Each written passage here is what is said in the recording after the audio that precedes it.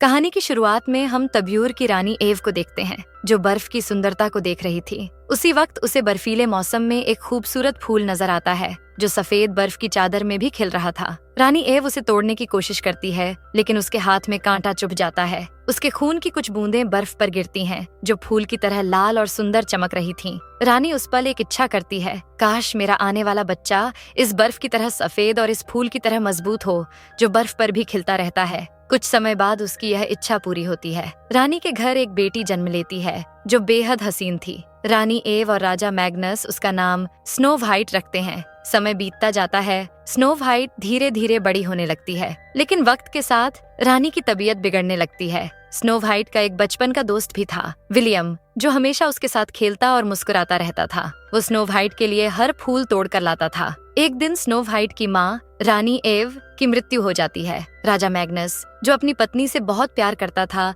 बहुत दुखी रहने लगता है। टूटे हुए दिल के साथ वह एक युद्ध यानी बैटल पर जाता है। वहाँ उसका सामना एक डार्क फोर्स से होता है। राजा मैग्नस और उसका सेनापति अपने सैनिकों के साथ उस अंधेरी सेना का मुकाबला करते हैं, लेकिन वो डार्क फोर्स इंसानों की नहीं थी। वो काली जादुई शक्तियों से बनी थी, जिन्हें तलवार से नहीं हराया जा सकता था। लड़ाई में बहुत नुकसान होता है, लेकिन किसी तरह राजा मैग्नस जीत जाता है। उसी वक्त उन्हें एक लड़की मिलती है, जिसे डार्क फोर्स ने बंदी बना रखा था। राजा जब उस लड़की को देखता है, तो उसकी सुंदरता देखकर जैसे अपना गम भूल जाता है। वो लड़की बहुत खूबसूरत थी, उसकी आंखों में कुछ रहस्य छिपा था। राजा मैग्नस उसी लड़की से अगले ही दिन शादी कर लेता है। अब वह लड़की तब्यूर की नई रानी बन जाती है, जिसका नाम था रेवन। लेकिन उस रात ही रेवन अपनी असली पहचान दिखाती है। वो राजा मैग्नस को धोखे से मार डालती है, क्योंकि उसका असली मकसद था तब्यूर पर कब्जा करना। असल में रेवन ही वही डार्क फोर्स की रानी थी, जो अब इंसानों की दुश्मन बन चुकी थी। वो अपने सैनिकों को महल में बुला लेती है, और उसके साथ उसका भाई भी होता है।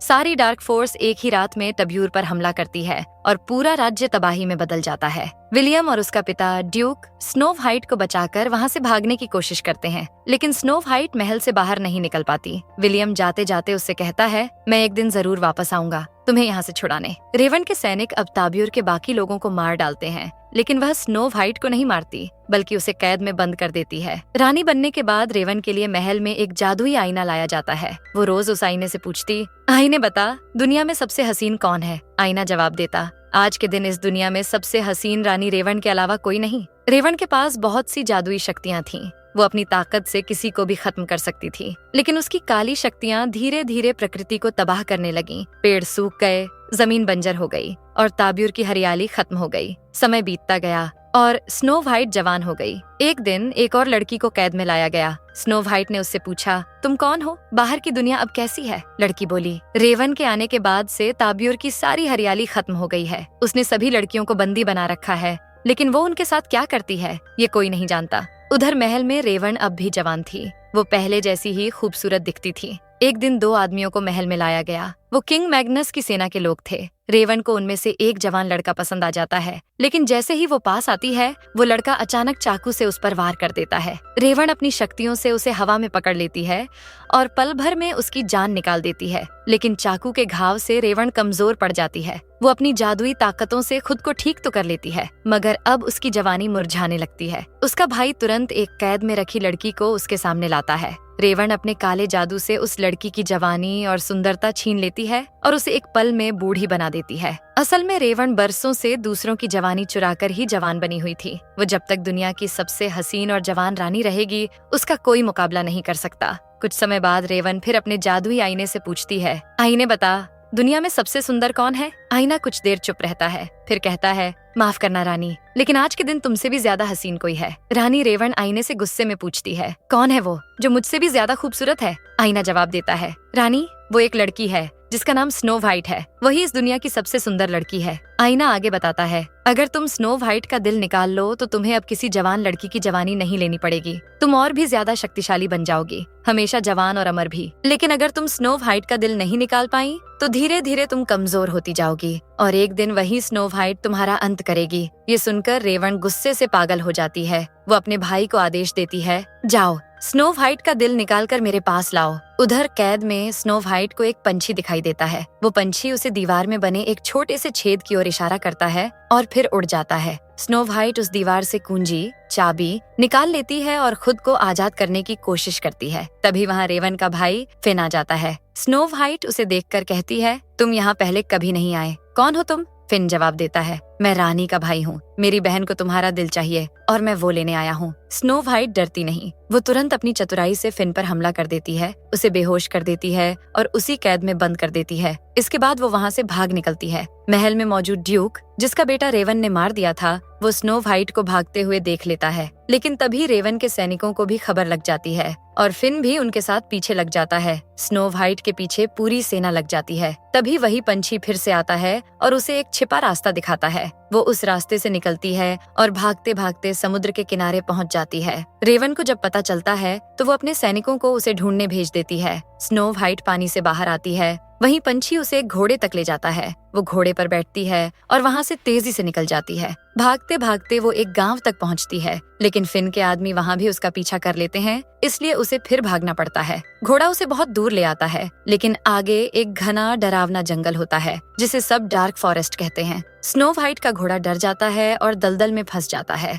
फिन और उसके सैनिक उसके पीछे पहुंच चुके थे, इसलिए स्नो व्हाइट अकेली ही डार्क फॉरेस्ट के अंदर चली जाती है। वो सैनिक डर की वजह से जंगल के बाहर ही रुक जाते हैं, क्योंकि कोई भी उस जंगल में जिंदा वापस नहीं आता था। क्योंकि उनके घोड़े भी अब दलदल में फंसने लगे थे, इसलिए सैनिक आगे नहीं बढ़ पाए। डार्क फॉरेस्ट के अंदर स्नो व्हाइट को अजीब अजीब डरावने जीव, क्रीचर्स दिखने लगते हैं। उसे ऐसा लगता है जैसे पेड़ उसके ऊपर झुक रहे हों और पूरी फॉरेस्ट उसे निगल लेना चाहती हो। वो डर से चीखती है और आखिर बेहोश हो जाती है। इस बीच रानी रेवन को खबर मिलती है कि स्नो व्हाइट डार्क फॉरेस्ट में भाग गई है। वो अपने भाई फिन पर बहुत गुस्सा होती है, क्योंकि डार्क फॉरेस्ट में उसकी जादुई शक्तियाँ ज्यादा काम नहीं करती और फिर भी उसका भाई एक अकेली मासूम लड़की को नहीं पकड़ पाया। रेवन फिन से कहती है, कोई ऐसा आदमी ढूंढो जो डार्क फॉरेस्ट को अच्छी तरह जानता हो और जो पहले वहाँ से होकर आया हो। थोड़ी तलाश के बाद वो लोग एक हंट्समैन शिकारी को ढूंढते हैं और उसे रानी के सामने लाते हैं। हंट्समैन कहता है, अगर कोई लड़की डार्क फॉरेस्ट में गई है तो अब तक वो मर चुकी होगी, उसे ढूंढना बेकार है। लेकिन रेवन जानती थी कि स्नो व्हाइट अभी जिंदा है। वो हंट्समैन से कहती है,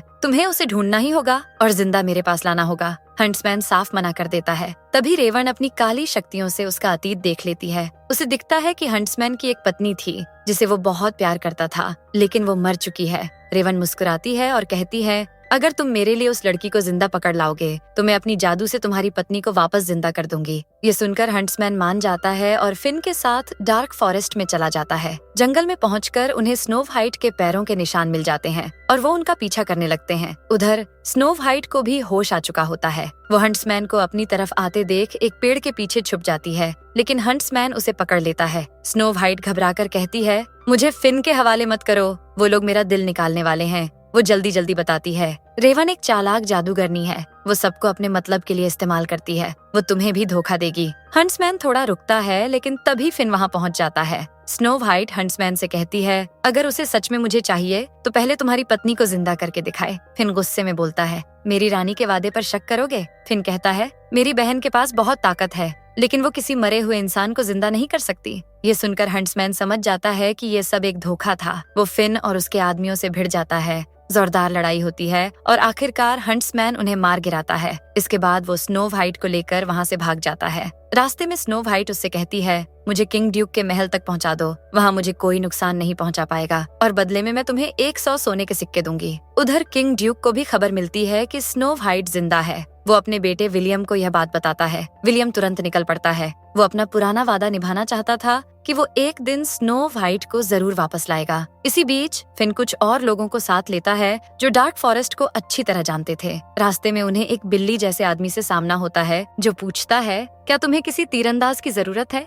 लेकिन फिन के पास पहले से ही एक तीरंदाज था और वो उसे आदेश देता है कि विलियम को खत्म कर दो। मगर विलियम बहुत तेज था। वो तीर से बच जाता है और पलटकर उसे वहीं मार डालता है। जंगल में आगे हंट्समैन और स्नो व्हाइट का सामना एक भयानक दानव से होता है। हंट्समैन उससे लड़ता है, पर वो दानव बहुत ताकतवर था। वो हंट्समैन को बुरी तरह घायल कर देता है। तभी स्नो व्हाइट उसके सामने आ जाती है। दानव उस पर हमला करने ही वाला होता है, लेकिन उसे देखकर शांत हो जाता है और धीरे धीरे वहाँ से चला जाता है। दोनों राहत की सांस लेते हैं और डार्क फॉरेस्ट से बाहर निकल जाते हैं। बाहर आते ही कुछ औरतें उन्हें रोक लेती हैं, क्योंकि उनका मानना था कि जंगल से जो भी निकलता है वो या तो शैतान होता है या उसका सिपाही। लेकिन स्नो वाइट उनसे मदद मांगती है। उन औरतों को जब सच्चाई पता चलती है तो वो उन्हें अपने गांव ले जाती हैं। वो गांव बहुत अजीब था, वहाँ सिर्फ औरतें रहती थीं। वहाँ पर हंट्समैन को पता चलता है कि स्नो वाइट असल में किंग मैग्नस की बेटी है, मतलब असली राजकुमारी। हंट्समैन सोचता है कि अगर वो उसके साथ रहा तो वो और भी ज्यादा खतरे में पड़ जाएगी, इसलिए वो रात में चुपचाप गांव छोड़कर चला जाता है। लेकिन उसी वक्त फिन और उसके सैनिक वहां पहुंच जाते हैं। वो गांव को आग लगा देते हैं। महिलाएं किसी तरह खुद को और स्नो वाइट को बचा लेती हैं, पर गांव जलकर खाक हो जाता है। विलियम भी वहां पहुंचता है। वो स्नो वाइट को दूर से देख लेता है, लेकिन उसे गांव की औरतों की मदद करनी होती है। हंट्समैन को भी गांव में लगी आग दिख जाती है। वो तुरंत लौटता है और स्नो वाइट को बचाने के लिए पहुंचता है। वहाँ एक आदमी स्नो वाइट को उठाकर ले जाने की कोशिश कर रहा था, लेकिन हंट्समैन समय पर पहुंचकर उसे रोक लेता है और दोनों वहाँ से भाग जाते हैं। उधर रानी रेवन अब कमजोर पड़ने लगी थी। उसकी जादुई ताकत घट रही थी। वो अपने बचपन के दिन याद करती है, जब उसकी माँ ने उसे एक जादुई मंदिर में ले जाकर उसे डार्क विच, काली जादूगरनी बना दिया था और कहा था, जब तक तुम सबसे हसीन रहोगी तुम्हें कोई नहीं हरा पाएगा। इधर हंट्समैन और स्नो वाइट आगे बढ़ते हैं और एक अजीब सी जगह पहुंचते हैं। अचानक कुछ लोग उन पर हमला कर देते हैं। वो लोग असल में बौने ड्वार्फ्स थे, जिन्हें तैमूर के लोग फॉरेस्ट मैन कहते थे। वो दोनों को उल्टा टांग देते हैं और उनकी तलाशी लेते हैं, लेकिन कुछ नहीं मिलता। स्नो वाइट उन्हें बताती है, मैं मैग्नस की बेटी हूँ, असली राजकुमारी स्नो वाइट। उनमें से एक बौना जो देख नहीं सकता था स्नो वाइट के पास आता है और कहता है, मैं इसकी बातों में सच्चाई महसूस कर सकता हूँ। वो अपने साथियों से कहता है कि ये लड़की झूठ नहीं बोल रही, लेकिन तभी फिन और उसके लोग वहाँ पहुँचने लगते हैं। बौने दोनों को खोल देते हैं और उन्हें लेकर एक गुफा में भाग जाते हैं। फिन के आदमी उनका पीछा करते हैं, पर बौने उन्हें गुफा से निकालकर एक बेहद सुंदर और हरे भरे जंगल में ले जाते हैं। वो बताते हैं कि रेवन की काली जादू से पूरे तैमूर के जंगल सूख गए, लेकिन ये एकमात्र जगह अब भी जिंदा है। ये जगह उन्हें फेरी फॉरेस्ट कहते हैं। रात वहीं बिताई जाती है। उसी रात एक बौना हंट्समैन से पूछता है, क्या तुम सच में राजकुमारी के साथ सिर्फ सोने के सिक्कों के लिए हो? हंट्समैन चुप रहता है, फिर धीरे से कहता है, नहीं, अब नहीं। अब मैं उसके साथ इसलिए हूँ क्योंकि वो है जो इस अंधेरे को खत्म कर सकती है। हंट्समैन कहता है कि वो पहले सिर्फ सोने के सिक्कों के लिए स्नो वाइट के साथ था,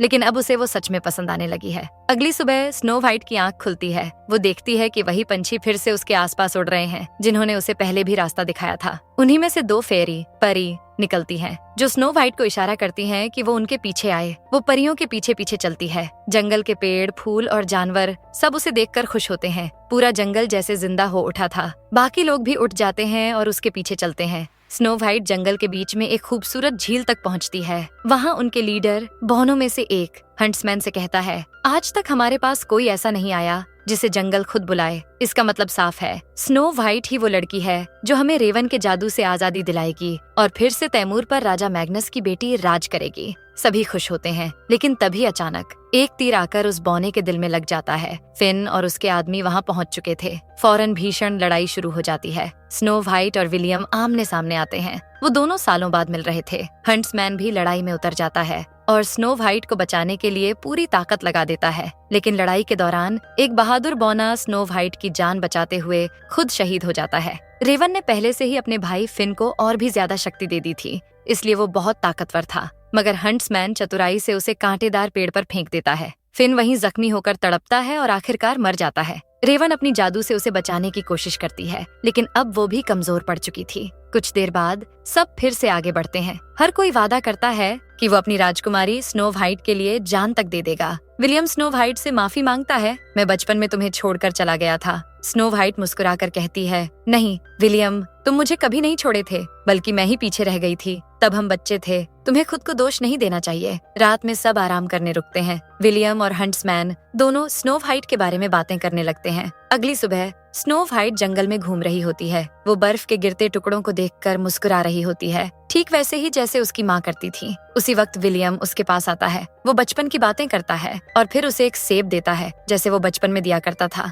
स्नो वाइट हंसते हुए सेब खा लेती है, लेकिन कुछ पल बाद वो जमीन पर गिर जाती है। वो सेब जहरीला था। असल में वो विलियम नहीं, बल्कि रेवन थी, जो जादू से उसका रूप धारण करके आई थी। हंट्समैन और असली विलियम वहाँ पहुँचते हैं, लेकिन तब तक देर हो चुकी थी। रेवन वहाँ से भाग जाती है और स्नो वाइट बेहोश पड़ी रहती है। हंट्समैन और विलियम फॉरेस्टमैन से मदद मांगते हैं, पर वो कहते हैं इस जहर का कोई इलाज नहीं है। रेवन वापस अपने महल लौटती है, लेकिन अब वो बहुत कमजोर हो चुकी थी। चलना फिरना भी मुश्किल था उसके लिए। विलियम दुखी होकर स्नो वाइट के शरीर को अपने साथ किंगडम में ले आता है। पूरा राज्य उसकी मौत पर रो रहा था। रात को हंट्समैन उसके पास बैठा था। वो धीरे से कहता है, मुझे अपनी पत्नी से बहुत प्यार था, लेकिन एक दिन वो बीमार पड़ी और मैं उसे बचा नहीं सका। जब मैंने तुम्हें देखा, मुझे उसी की खुशबू आई। मुझे लगा जैसे वो तुम्हारे जरिए फिर लौट आई है और मुझे तुमसे प्यार हो गया। वो आंसू भरी आंखों से स्नो वाइट के माथे पर एक किस करता है और जैसे ही वो मुड़ने लगता है, स्नो वाइट की सांसें वापस लौट आती हैं।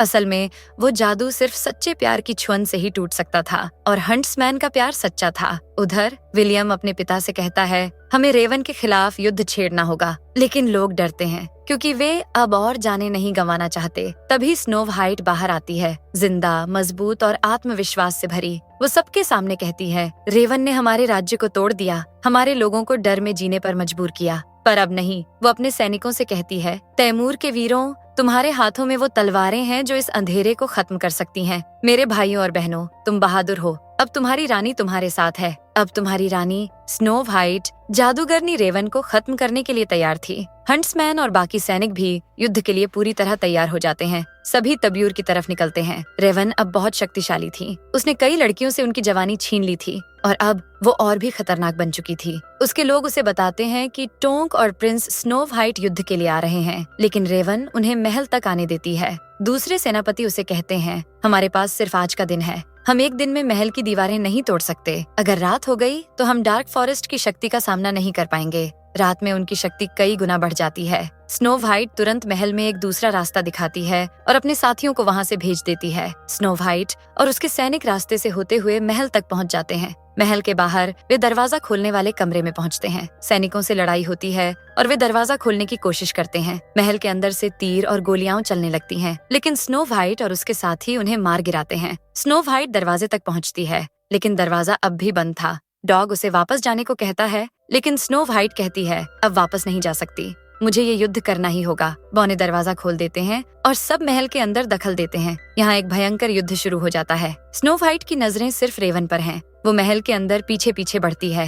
हंट्समैन भी उसे देख लेता है और विलियम को साथ लेकर उसके पीछे चलता है। स्नो वाइट रेवन के पास पहुंचती है। विलियम और हंट्समैन भी अपने सैनिकों के साथ उसके पीछे आते हैं, लेकिन रेवन अपनी शक्तियों से उन पर कांच की दीवार छोड़ देती है, जिससे हमला करना नामुमकिन था। स्नो वाइट अपनी तलवार से वार करने की कोशिश करती है, लेकिन रेवन इतनी शक्तिशाली हो चुकी थी कि उसका कुछ भी बिगड़ नहीं रहा था। विलियम और बाकी सैनिक भी रेवन का सामना नहीं कर पा रहे थे। फिर स्नो वाइट आखिरी बार अपनी तलवार उठाती है। वो रेवन के ऊपर बढ़ती है। रेवन उसे पकड़कर हमला करने की कोशिश करती है, लेकिन इसी बीच स्नो वाइट अपने चाकू से रेवन के दिल पर वार कर देती है। इस वार से रेवन की सारी शक्ति खत्म हो जाती है। उसकी कांच की दीवार भी टूट जाती है। स्नो वाइट के वार से रेवन की मृत्यु हो जाती है। उसके बाद हम देखते हैं स्नो वाइट अपनी ताज पहनती है। वो तब्यूर की नई क्वीन बन जाती है। स्नो वाइट और विलियम की शादी होती है।